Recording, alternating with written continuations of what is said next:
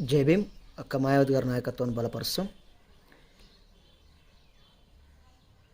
మన రాష్ట్రంలో జరుగుతున్నటువంటి హైడ్రా కూల్చివేత పరిస్థితులు, ప్రజలు ఎదుర్కొంటున్నటువంటి పరిస్థితులను దృష్టిలో ఉంచుకొని ఈ దేశంలో సర్వోన్నతమైన న్యాయస్థానం ఇచ్చినటువంటి స్టే ఆర్డర్కు ఆదేశాలకు అనుసరిస్తూ, ఎందుకంటే అక్రమ కట్టడాలను దృష్టిలో ఉంచుకొని మన సర్వోన్నత న్యాయస్థానమైనటువంటి సుప్రీంకోర్టు ఇచ్చినటువంటి ఆదేశాల మేరకే మా పార్టీ కానీ మేము కానీ నడుచుకుంటామని చెప్పేసి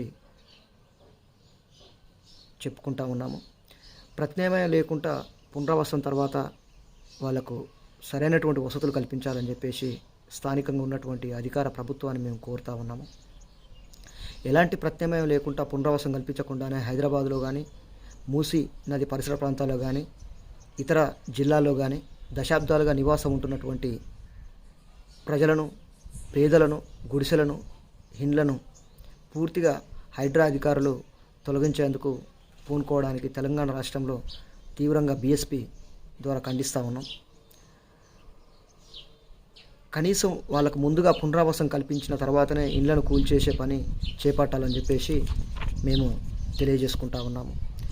పేదలకు ఎలాంటి పునరావాసం కల్పించకుండానే తెలంగాణ రాష్ట్రంలో పేద ప్రజలను చాలా ఇబ్బందులకు గురి చేస్తారని చెప్పేసి చూసుకోవచ్చు.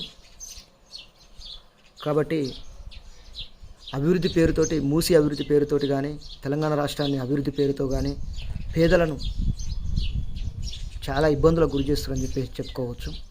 ఎందుకంటే రాష్ట్రంలో మీరు చేస్తున్నటువంటి పని ప్రకృతిని కాపాడే పని, మీరు చేస్తున్నటువంటి పని చాలా అద్భుతమైన పని కూడా చెప్పుకోవచ్చు. ఎందుకంటే భవిష్యత్ తరాలను దృష్టిలో ఉంచుకొని చెరువులను, కుంటలను, వివిధ రకాలుగా ఉన్నటువంటి ప్రభుత్వ భూములను కబ్జాలు పెట్టి, మీ ప్రభుత్వంలో 60 ఏళ్ళు పాలించినటువంటి మీ ప్రభుత్వం కూడా సహకారాలు చేసినటువంటి అధికారులు లంచాలు తీసుకొని, అధికారులు ప్రభుత్వం మాయలో పడి పేద ప్రజలను ఇబ్బందులకు గురి చేస్తున్నటువంటి సందర్భాలు కళ్ళ ముందు కనపడతా ఉన్నాయి. ఎటు పోయి స్థానిక ప్రభుత్వం కానీ, గత ప్రభుత్వాలు కానీ ఎటు పోయి ప్రభుత్వాలు ప్రజలనే ఇబ్బందులకు గురి చేస్తారని చెప్పేసి చెప్పుకోవచ్చు.